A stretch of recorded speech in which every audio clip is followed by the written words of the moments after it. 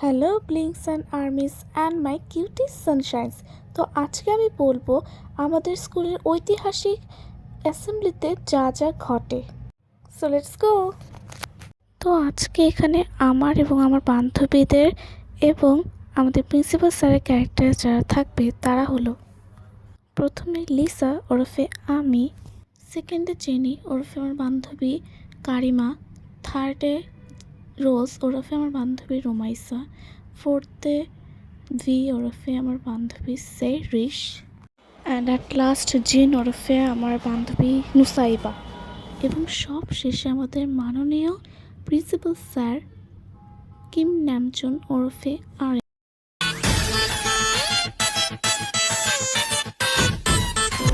দূর ভালো লাগে না, একদিন অ্যাসেম্বলি না হলে কি এমন হয়ে যেত।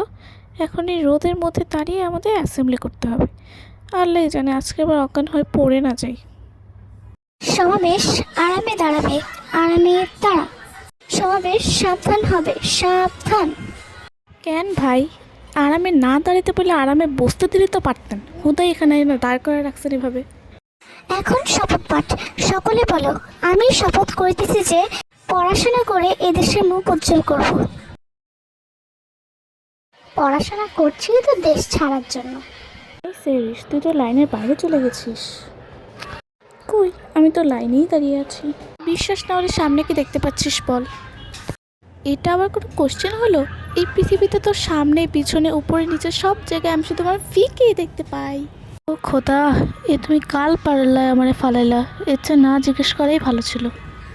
এরপর তো জাতীয় সঙ্গীত, অবভিয়াসলি প্রতিদিনের মতো এইবারও বকা খাইছি, কারণ আমাদের নাকি জাতীয় সঙ্গীত গাওয়ার সময় গলার টোন একদম কমে যায়।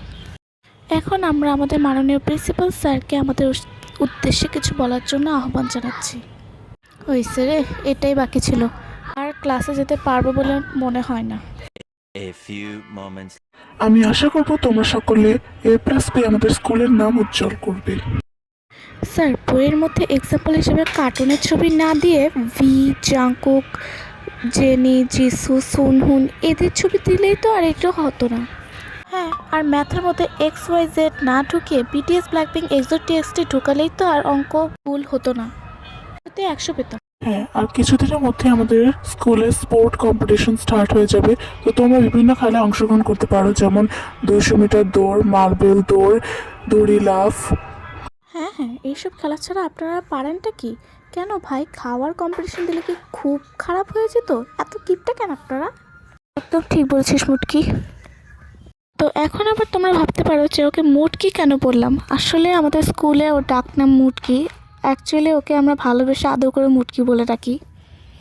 তোর কি মনে হয় আমাদের স্কুলে হবে এই কম্পিটিশন?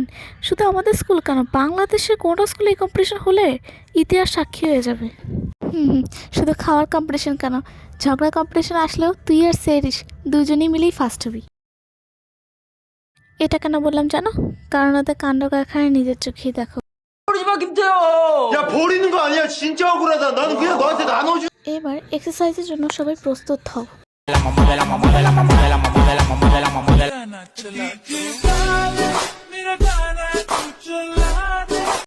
এই দেখ, একটা আপু অজ্ঞান হয়ে গেল।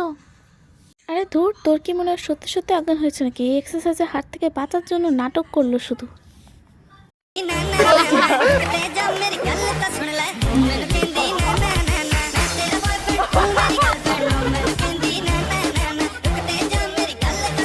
তো আজকে আমার এই ভিডিওটা ছিল এই পর্যন্তই। ব্লিংস অ্যান্ড আর্মিস, ভালো লাগলে সাবস্ক্রাইব করে দিও চ্যানেলটাকে, আর like and share and comment করতে প্লিজ ভুলো না। আর যদি এরকম ভিডিও আরও চাও তাহলে কমেন্টে পার্ট 2 লেখো। তো আজকের মতো বাই, দেখা হবে নেক্সট কোনো ভিডিওতে।